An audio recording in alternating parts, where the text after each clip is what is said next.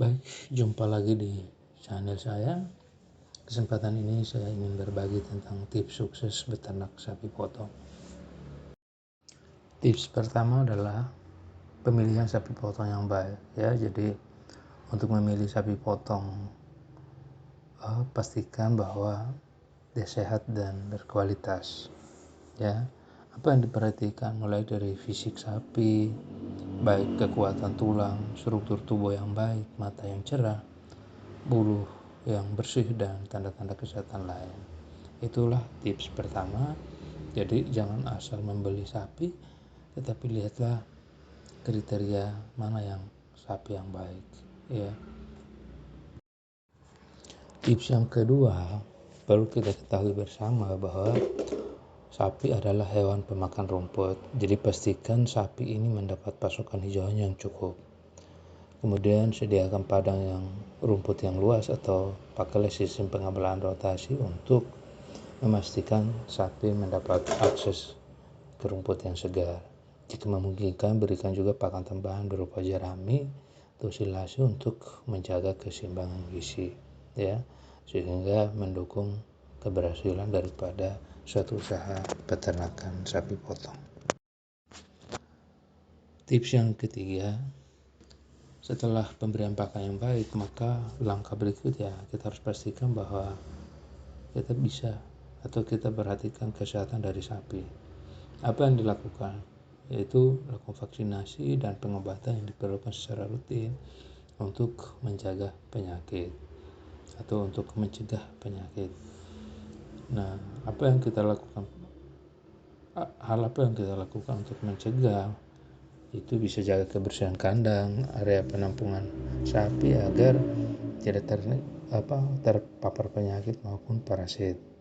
Jika ada tanda-tanda penyakit atau masalah kesehatan, segera hubungi dokter hewan untuk mendapatkan penanganan yang tepat.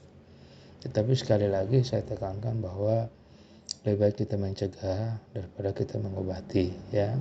Jadi apapun caranya, lakukanlah manajemen yang baik dan biosecurity yang baik sehingga ternak itu tidak terpapar oleh penyakit.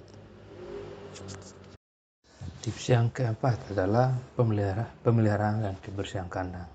Jadi pastikan kandang sapi itu selalu bersih, kering, dan nyaman, karena di situ ternak akan melakukan produksi dan menampilkan performanya. Bersihkan kotoran secara teratur dan sediakan tempat tidur ya, bukan tempat tidur untuk orang ya, kandangnya itu ya itu tempat tidurnya yang cukup untuk sapi.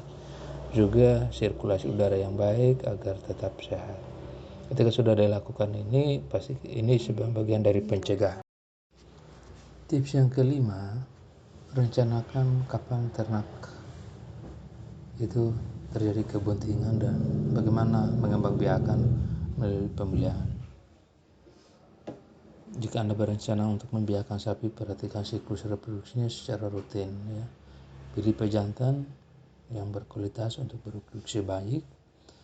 Juga dapat berkonsultasi dengan ahli pemeliharaan sapi untuk mendapatkan nasihat atau lebih spesifik tentang program pemeliharaan, sehingga menambah wawasan bagi bapak ibu yang lakukan berkecimpung di dunia peternakan sapi potong ya, karena itu butuh ilmu yang cukup baik untuk mendukung daripada usaha ini.